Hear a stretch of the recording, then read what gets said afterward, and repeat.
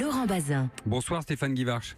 Bonsoir à vous. Merci d'être avec nous depuis votre Bretagne, ancien international bien sûr, champion du monde 98. On a du mal Stéphane en ce moment à parler de foot sereinement après les violences du match Ajaccio-Le Havre. Voilà la décision d'Adrien Rabiot qui fait polémique. On le disait dans le journal, le Parisien refuse de faire partie des réservistes de Didier Deschamps pour le mondial en Russie. Ça vous choque d'abord ? Ça me choque, oui, parce que c'est quand même un jeune joueur, même s'il est accrédité d'une très très belle saison au Paris Saint-Germain. Je trouve ça un peu irrespectueux, inconcevable de vouloir s'écarter à tout prix de cette liste parce qu'il faisait partie des réservistes. Après, Didier, il a fait des choix, forcément. Après, le résultat nous le dira s'il a fait les bons choix. Mais toujours est-il qu'il faut respecter. C'est un jeune joueur, il a encore beaucoup de choses à apprendre. Et voilà, après, je trouve qu'il n'y a pas de tels écarts à avoir aujourd'hui, que ce soit lui, que ce soit le match Ajaccio-là. C'est vrai, on est plus préoccupé aujourd'hui à s'occuper de l'extra-faute que du sportif en lui-même. Et puis, je trouve ça un peu dommage pour l'équipe de France. Ça se refuse, le maillot de l'équipe de France ? Non, ça se refuse absolument pas. Après, comme je l'ai dit, il faut respecter. Nous, en 98, on était 28, on est arrivé à 22. Forcément, les 6 qui étaient... donc j'en avais un dans ma chambre, Sarawi Lamouchi, que je vois encore partir faire ses valises 20 ans après. Qu'est-ce qu'on peut lui dire ? Lui, il était triste, et c'est très dur. Après, on peut le comprendre, mais il faut prendre le recul nécessaire. C'est un jeune joueur, il a que 23 ans, et aujourd'hui, il pourrait postuler à un poste en équipe de France. Pas ce coup-ci, mais dans 4 ans, il pourrait y être. Mais voilà, il s'écarte tout simplement, et puis certainement, il va être sanctionné, ce qui serait logique. Alors ça prend, comme toujours avec le football, une dimension et polémique et politique assez rapide. Écoutez ce qu'en a dit tout à l'heure de cette affaire le porte-parole du gouvernement, Benjamin Griveaux.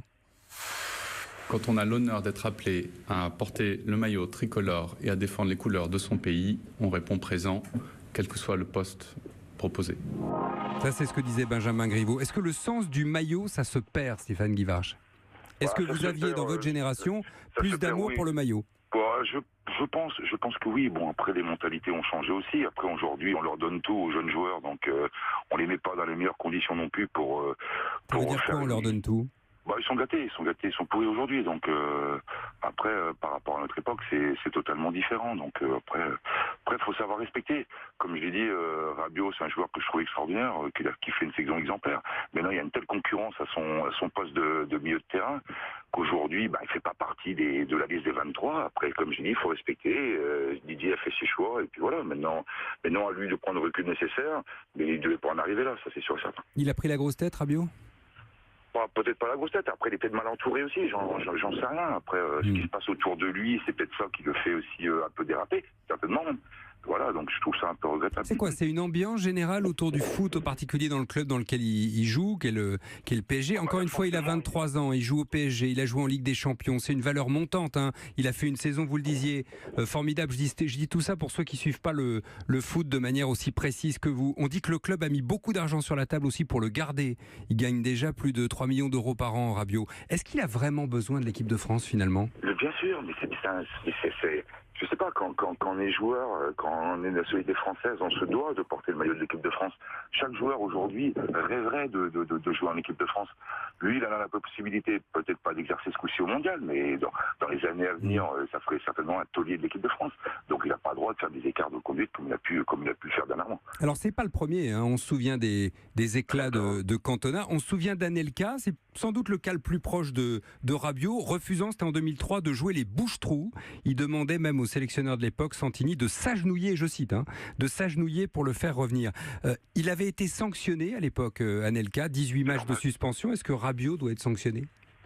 Il doit être sanctionné de la même façon, certainement. Je pense que après, comme je l'ai dit, c'est de tels écarts, on n'a pas le droit, on ne tolère pas ça. On ne tolère pas ça, que ce soit vis-à-vis du groupe de 23 qui part pour la Russie ou vis-à-vis des réservistes. On se doit de rester, de se préparer, parce qu'on sait jamais, il peut y avoir un joueur blessé, il peut être appelé, chose que là, il ne le sera pas. Un mot plus positif pour finir, quand même, parce que le football, c'est le football, puis c'est beau. Et puis on attend l'équipe de France, évidemment, en Russie. Les Bleus, les vrais, si j'ose dire, ceux qui sont sélectionnés, les 23 sont arrivés à Clairefontaine. Vous vous souvenez, vous, de votre premier jour à Clairefontaine en 98, et est-ce que ça compte ? Est-ce que c'est important ? Bien sûr que ça compte. l'aventure naît là.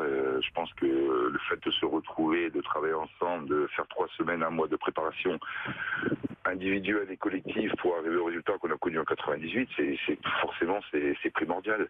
Après, les joueurs vont apprendre à se connaître les uns les autres, même s'ils se connaissent d'ailleurs énormément, parce que c'est des joueurs qui jouent dans les meilleurs clubs européens. Et puis quand il y a des rassemblements, ils se retrouvent. Maintenant, ce que j'ai dit, c'est pas la force individuelle, c'est la force collective qui les fera gagner. Et donc c'est le groupe qui se fabrique là. Tout à fait, c'est le groupe qui va se mettre en place là pour justement essayer de sauver des montagnes qu'on a pu le faire en 98. Merci beaucoup Stéphane Guivarch d'avoir été... allez-y. Il fait 26 degrés en Bretagne, j'ai pas entendu la météo.